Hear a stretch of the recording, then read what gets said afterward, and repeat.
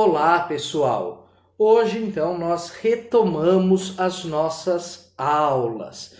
Como vocês todos estão sabendo, não recebemos a apostila do terceiro bimestre ainda. Por isso, agora eu vou passar para vocês uma aula que há tempos eu já prometi, que é uma aula sobre o trabalho, sobre a escravidão, a servidão e fazendo algumas comparações com o trabalho assalariado, que é o que nós temos hoje, que é a forma de trabalho predominante hoje em dia. Por que eu resolvi preparar essa aula para vocês?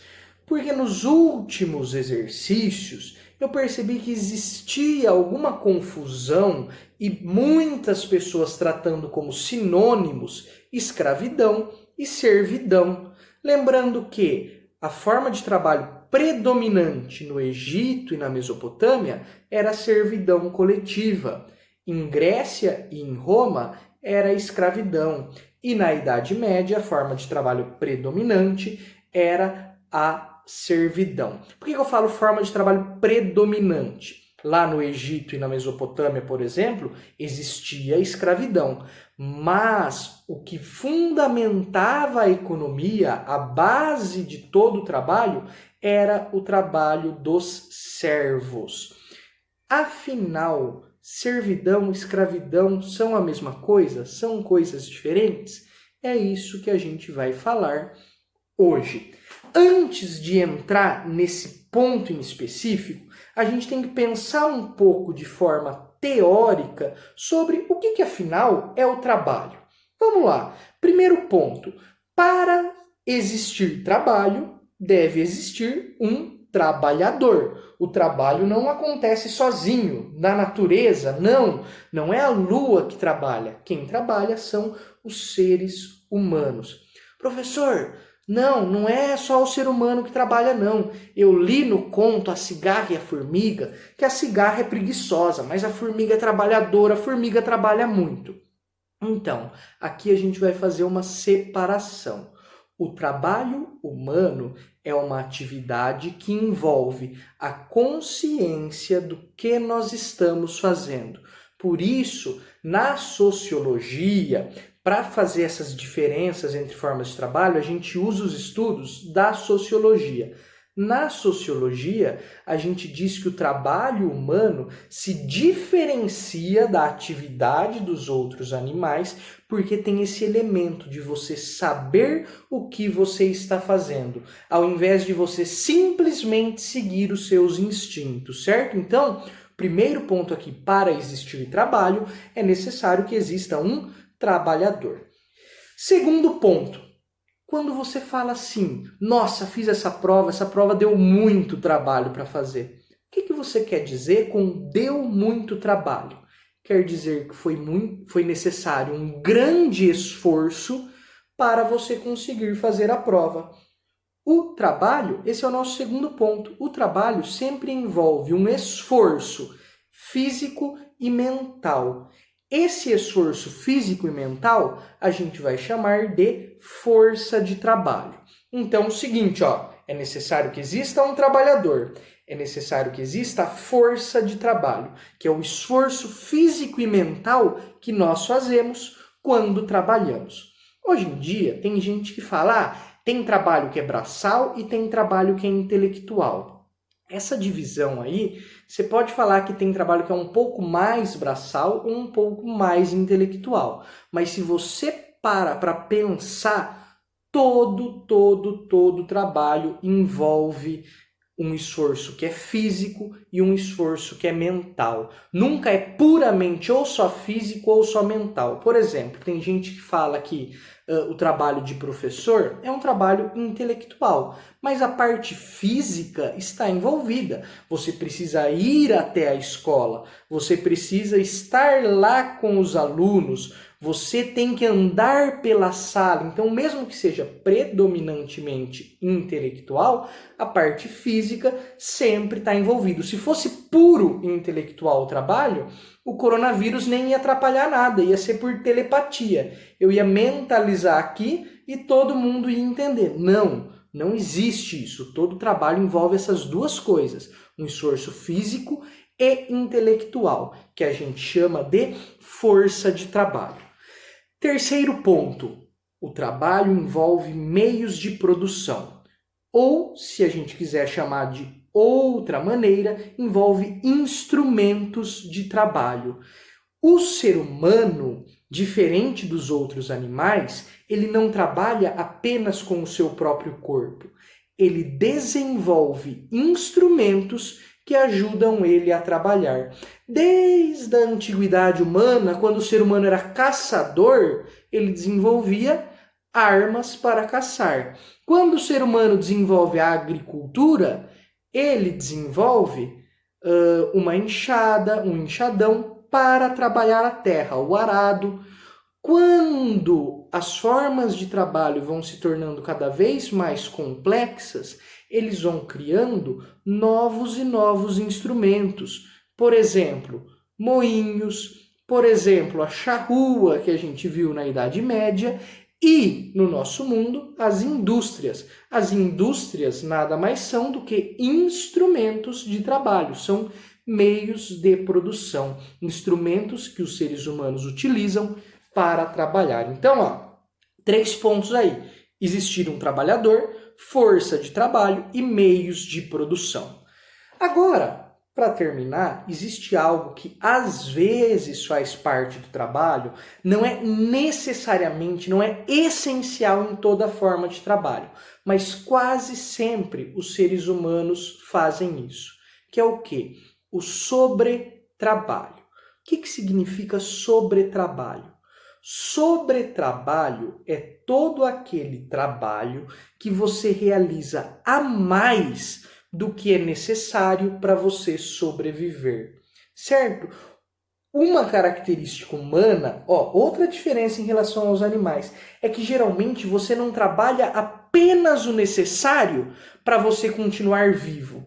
Você acaba trabalhando mais do que é necessário. Com esse trabalho que você realiza a mais do que é necessário, você gera um sobretrabalho, uma quantidade de produtos, uma quantidade de riqueza que você não necessita imediatamente. Então vamos pensar, alguém lá antigamente praticava agricultura. A pessoa conseguia comer um saco de trigo no mês. Só que ela produzia 50 sacos de trigo. O que ela faz com esse resto? Esse resto aí é chamado sobretrabalho. Certo? Então, isso daqui falando de forma geral sobre a teoria do trabalho. Agora, com isso, a gente vai mostrar a diferença entre escravidão e a servidão. Quais são as características da escravidão? Primeiro ponto, é um trabalho compulsório, é uma forma de trabalho compulsória e nisso ela é igual à servidão. O que significa dizer que é uma forma de trabalho compulsória? Significa o trabalhador é forçado a trabalhar por meio da violência. Por que o escravo trabalha, mesmo que as condições de trabalho são ruins? Porque se ele não trabalhar, alguém vai violentar o corpo dele, alguém vai praticar violência, vai coagir ele a trabalhar por meio da força física. Ele é punido, ele é obrigado a trabalhar. Por isso a gente fala que é uma forma compulsória de trabalho. Isso serve tanto para a escravidão da antiguidade, Grécia e Roma, como para a escravidão moderna, que foi a que aconteceu no Brasil, nos Estados Unidos e no resto da América. O trabalhador não escolhia se ele quer ou não trabalhar. Não, ele era forçado por meio da força a cumprir a vontade do seu senhor. Segunda característica, falei do senhor. O escravo sempre tem um senhor. Porém, esse senhor, ele não só é o patrão do escravo, ele não é só um cara que administra o trabalho do escravo. Não, ele é dono do escravo. Isso é fundamental, porque é isso que vai ser a principal diferença entre trabalho escravo e trabalho servil. O senhor é dono do escravo. O trabalhador, na forma de trabalho chamada escravidão, o trabalhador se transforma em propriedade, se transforma em mercadoria. O trabalhador, o escravo, deixa de ser considerado uma pessoa para ser considerado uma coisa que você tem e que, se você quiser, você vende. Então, nas formas de trabalho escravas, o senhor comprava um escravo, vendia um escravo. Existiam, por exemplo, agora pensando na escravidão no Brasil, feiras de escravo. Nas praças, os escravos eram exibidos e as pessoas iam lá para ver se compravam, se vendiam um escravo. Ou seja, a condição humana do escravo é negada e, no lugar disso, ele é colocado como uma mercadoria, como uma propriedade. Mais exatamente, o escravo era considerado um meio de produção. Lá na antiguidade, em Grécia e Roma, um filósofo, Aristóteles, quando ele foi falar da escravidão, ele disse assim: os escravos são os instrumentos que falam. Então a ideia é mais ou menos essa: o escravo é considerado uma coisa. O senhor tem uma enxada, um arado para trabalhar a terra. Esses aí são os instrumentos que não falam. E ele tem também os escravos, que são os instrumentos que falam. O nome disso tudo é coisificação, ou, para usar um termo mais chique, reificação. O ser humano é tratado como coisa. Ele se transforma em algo que pode ser vendido ou comprado, mercadoria, propriedade. Isso faz o quê? Escravo é o oposto de livre. A escravidão é a total anulação da liberdade. Não existe liberdade. Você não pode ter suas próprias coisas porque você mesmo é considerado uma coisa que tem um dono. Você não tem vontade livre. Você não faz o que você quer. Você faz o que o seu dono quer. E se você não obedecer o seu dono e quiser fazer o que você quer, você será punido. A própria justiça determina que o seu senhor pode te açoitar e, em alguns casos, pode inclusive te matar por você não ter cumprido as vontades dele. Ou seja, a escravidão, que existiu em Grécia, em Roma e na Idade Moderna aqui no Brasil e no resto da América, é a anulação da liberdade quando o ser humano se torna uma propriedade de outro. Certo? Então, escravidão. Agora, vamos entender as diferenças para a servidão. Antes de falar das diferenças, uma semelhança. A servidão também é algo compulsório. É uma forma de trabalho compulsória. O servo tinha certas obrigações com o senhor. Por exemplo, ele tinha que pagar impostos para o senhor. E durante alguns dias da semana, na servidão feudal, e durante alguns meses do ano, na servidão coletiva do Egito e da Mesopotâmia, ele era obrigado a trabalhar de graça para o senhor. Porém não. E se ele não trabalhasse de graça para o senhor, ele seria punido. Ele era obrigado a trabalhar por meio da violência também, da mesma forma que o escravo. Por isso que a gente diz que é uma forma compulsória de trabalho. Então, no trabalho da servidão, o servo também é obrigado a trabalhar. Também é uma forma compulsória de trabalho. O servo, além disso, geralmente, ele é preso à terra ou ele é preso ao senhor. Ou seja, muito raramente, é quase impossível que um servo consiga trocar de senhor, sair de um lugar e ir trabalhar em outro lugar. Ele, de certa forma, está preso às obrigações que ele tem com o senhor. Porém, o senhor também está preso ao servo, porque aí vem a diferença da escravidão para a servidão. O servo não é uma mercadoria. O servo não é propriedade do senhor. Não existe você comprar um servo. Não existe você vender um servo.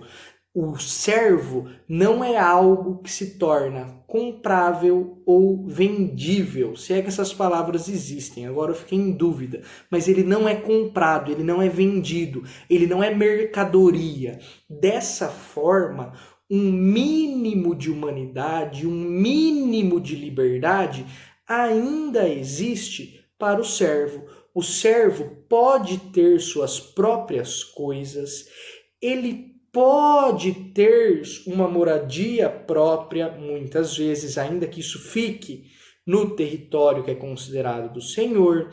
Ele tem uma certa perspectiva de vida que não é boa, é horrível, mas que é um pouco melhor do que a do escravo, certo? Mesmo sendo uma forma compulsória de trabalho, em última análise, ele ainda é considerado um ser humano. Ele tem alguns mínimos direitos. Se o senhor mata um escravo e o senhor é dono do escravo, isso quase não dava problema nenhum jurídico para o senhor. O senhor não era julgado por fazer isso.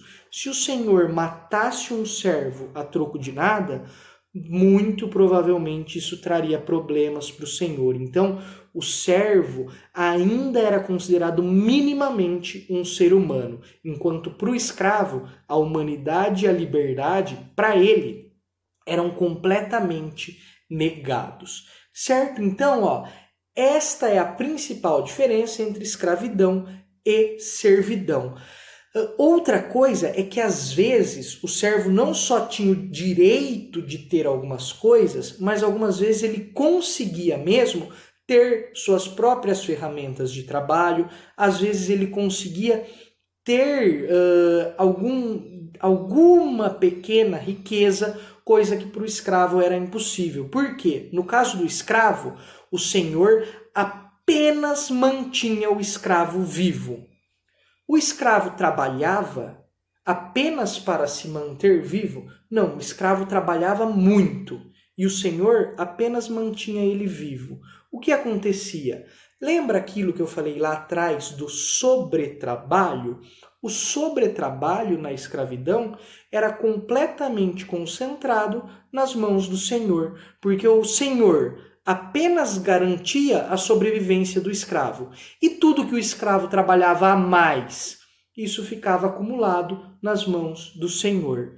No caso da servidão, isso também acontecia. O senhor explorava o trabalho dos servos e tudo ficava concentrado nas mãos do senhor. Só que às vezes os servos conseguiam ter alguma coisinha para eles, alguma pequena coisa do sobretrabalho, os servos conseguiam aproveitar. A maioria ia para o senhor. No caso da escravidão, não é a maioria das coisas que vai para o senhor, é tudo, certo? Todo o sobretrabalho é concentrado nas mãos do senhor.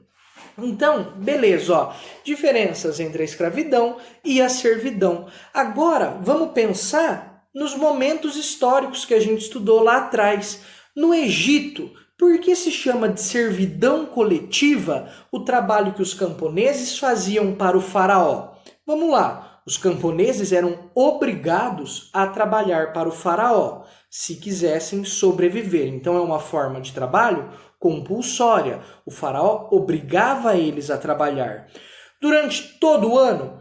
Não, durante alguns meses do ano. Nos outros meses, os camponeses trabalhavam para si mesmos, só que eram obrigados a pagar impostos para o faraó. Então, Por que a gente chama de servidão? Porque existiam servos que tinham obrigações com o faraó. O faraó pegava esses camponeses e vendia esses camponeses? Não, em última análise, esses camponeses eram considerados seres humanos.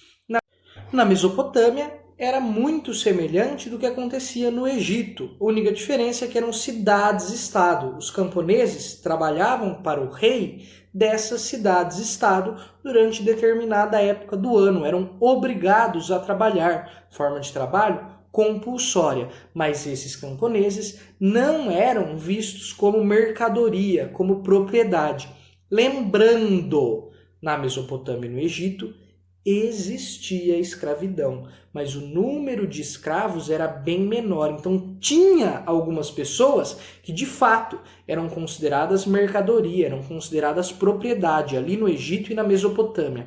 A maior parte dos camponeses não, eles eram, abre muitas aspas, livres, eles não eram escravos. Só que como essa liberdade não era lá aquelas coisas também, a gente fala que eles eram servos. A principal mão de obra no Egito e na Mesopotâmia era a servidão.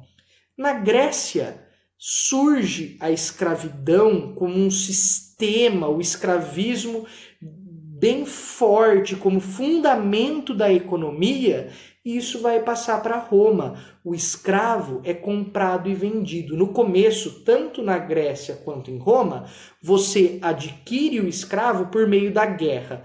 O prisioneiro de guerra é que se transforma em escravo. Porém, depois que eles escravizam, eles jogam os escravos dentro do comércio como se fossem uma mercadoria. Aí começa essa prática de compra de escravos, venda de escravos, e isso vai ficando cada vez mais forte em Grécia e em Roma. Na Idade Média, depois de uma grande crise do escravismo com o fim do Império Romano, você tem a substituição lenta e gradual da mão de obra escrava pela servidão novamente. A servidão na Idade Média é a servidão do feudalismo. Por que se chama servidão? Porque os servos são obrigados a trabalhar 3 dias da semana para o senhor. No outro período, os servos trabalham em uma terra, ficam com os produtos, mas uma parte são obrigados a dar como impostos para o senhor feudal. Então, eles têm obrigações, eles são obrigados a trabalhar. É uma forma de trabalho compulsória. Mas eles são comprados e vendidos, eles são mercadorias, a liberdade e a humanidade deles são completamente negadas? Não. Por isso, na Idade Média ali do feudalismo, a gente fala que o que existiu foi uma servidão. E aí, no fim do feudalismo, 2 formas de trabalho vão começar a existir. Na verdade, não começar a existir ali, mas vão começar a se tornar predominantes. Quais são elas? Por um lado, a escravidão vai voltar a existir, só que vai ter um novo elemento na escravidão do fim da Idade Média e do começo da Idade Moderna. Qual é esse novo elemento? O racismo. A partir desse momento, não são pessoas de um mesmo continente escravizando as pessoas desse mesmo continente. Não, os europeus vão criar a prática de escravizar apenas povos estrangeiros. E com o tempo, essa característica de escravizar apenas estrangeiros vai se transformar em escravizar apenas pessoas vindas do continente africano. Por isso, o que vai diferenciar essa nova escravidão da Idade Moderna é justamente o racismo. Isso a gente vai estudar com mais calma depois, quando a gente falar da escravidão no Brasil, da escravidão nos Estados Unidos e no resto da América Latina. Então, essa é uma forma de trabalho que ressurge na Idade Moderna. E qual é a outra que vai começando a se consolidar? O trabalho assalariado, que é o que a gente tem hoje. O trabalho assalariado, mesmo que ele seja chamado às vezes de trabalho livre, ele tem algumas semelhanças com a escravidão, porém com certas diferenças. Qual é a principal diferença entre escravidão e o trabalho assalariado? Na escravidão, o trabalhador é uma mercadoria. Lembra da teoria que a gente falou lá no começo? Para existir trabalho tem que ter um trabalhador. O trabalhador, a pessoa, se transforma em mercadoria no trabalho escravo. No trabalho assalariado, a força de trabalho, ou seja, o esforço físico e mental que fazemos enquanto trabalhamos, é que se torna uma mercadoria. A diferença é que não existe mais um dono dessa mercadoria. A própria pessoa é dona da sua própria força de trabalho. Não, peraí, professor, agora eu não entendi. Como assim? Explicando, utilizando exemplos. Eu vou buscar um emprego. O que é um emprego? O que é um trabalho no mundo assalariado? Você vende o seu tempo, no caso, nesse tempo, você vai trabalhar, você vai se esforçar física e mentalmente no seu serviço e em troca desse esforço, você recebe um salário. Ou seja, você vende a sua força de trabalho em troca de um salário. Só que você mesmo é que faz esse negócio. Não é como na escravidão, que um senhor tinha um escravo e daí ele saía vendendo. Não, você mesmo vende sua força de trabalho. Por isso que a gente fala mercado de trabalho. De certa forma, tem uma lógica um pouco parecida. Só que não é você que é uma mercadoria, é o seu tempo de trabalho, é a sua força de trabalho que se transforma em uma mercadoria no mundo industrial. Você vende ela em troca de um salário, certo? Mas isso daí, a questão do trabalho assalariado e tudo mais, a gente vai falar com muito mais calma quando a gente falar da Revolução Industrial. Se eu não me engano, nem vai ser esse ano. Ou é o último tema desse ano, ou vai ser o primeiro tema do ano que vem. Belezinha? O que eu tinha para falar para vocês hoje era isso daí.